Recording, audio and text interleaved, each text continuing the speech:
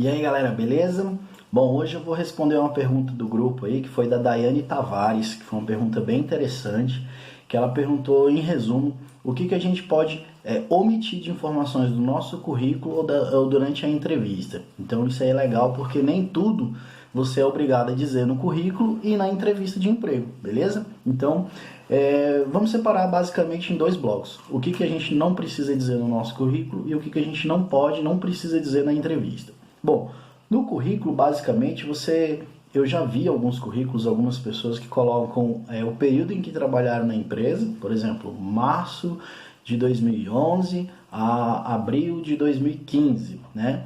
E logo após, elas optam por colocar o motivo da saída, né? Solicitei desligamento, a proposta de uma outra empresa, enfim, né? Escreve um texto, alguma coisa para justificar ali o desligamento. Por que eu acho que não é legal você colocar isso? Bom, em alguns casos, algumas pessoas têm um histórico bacana, saíram, enfim, por motivos realmente de proposta de emprego e tal. Algumas pessoas foram demitidas, então talvez não seja legal você atrair um olhar para algo negativo, tá? Ninguém te perguntou, teu currículo não precisa ter isso, então para que você vai inventar, né? Na verdade, correr risco desnecessário, tá? Então, na dúvida, não coloca isso. Algumas experiências profissionais. Nem todas as suas experiências profissionais precisam estar relacionadas no seu currículo. Qual é a sacada? Pensa numa pessoa que trabalha desde os 18 anos, ou até a gente começa até antes, e hoje, sei lá, tem 40 anos de idade, tá?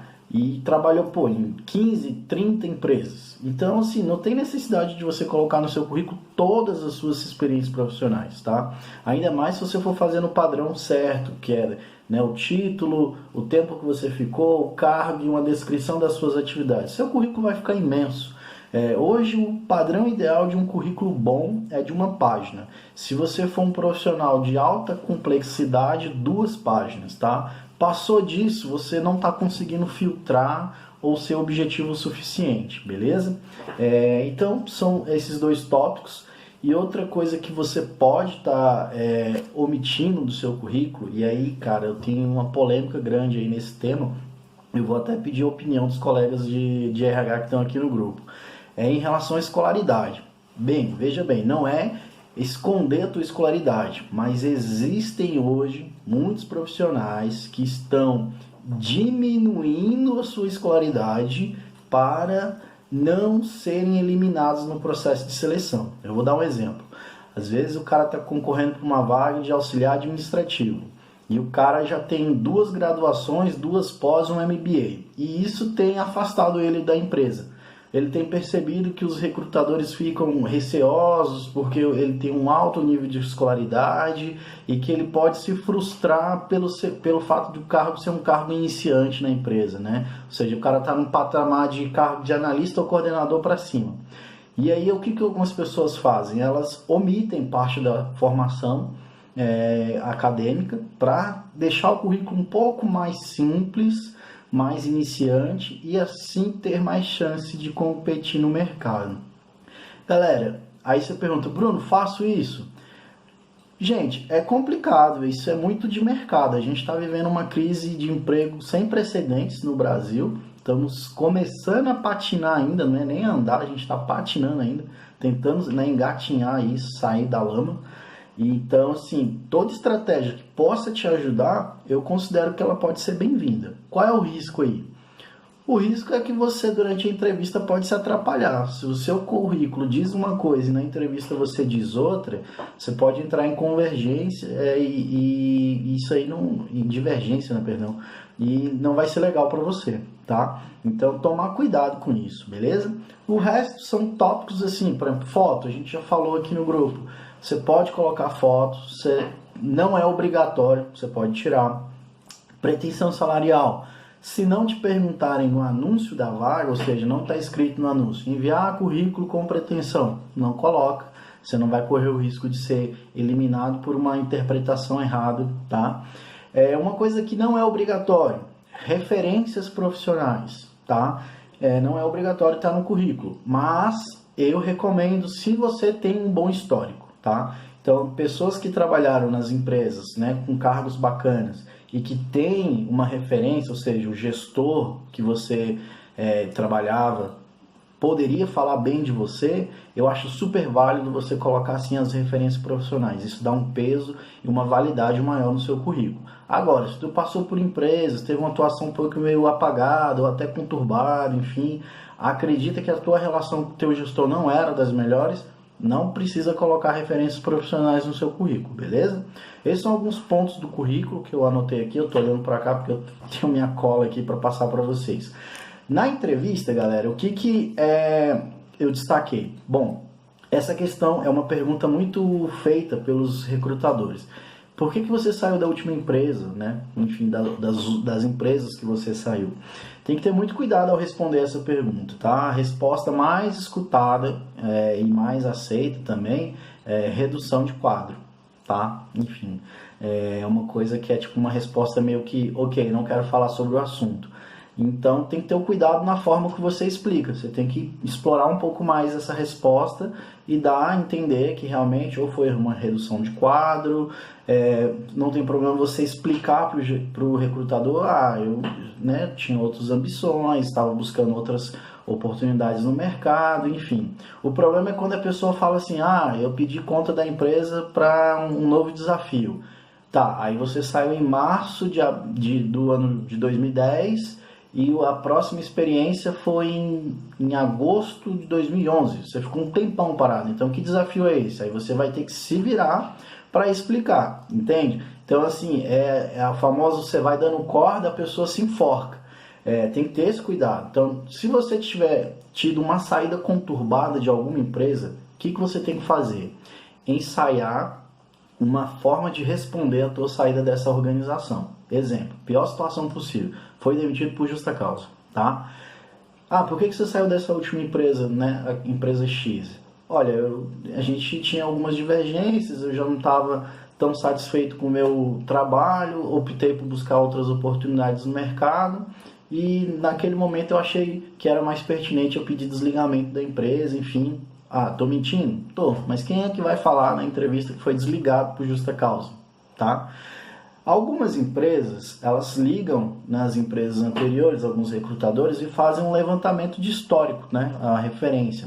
Só que eu como recrutador, eu vou te falar que é ilegal a gente falar de fato aspectos pessoais. Então eu, particularmente nesses 15 anos de trabalho, eu nunca falei para nenhum colega de recrutamento de outra empresa que tenha me ligado que aquela pessoa foi desligada por justa causa, tá? Então, assim, é antiético. Por pior que seja o funcionário, não cabe a mim queimar ele. Ele tem o caminho dele, deixa que ele se vira lá na frente e azar o dele do próximo recrutador que pegar essa bomba, né?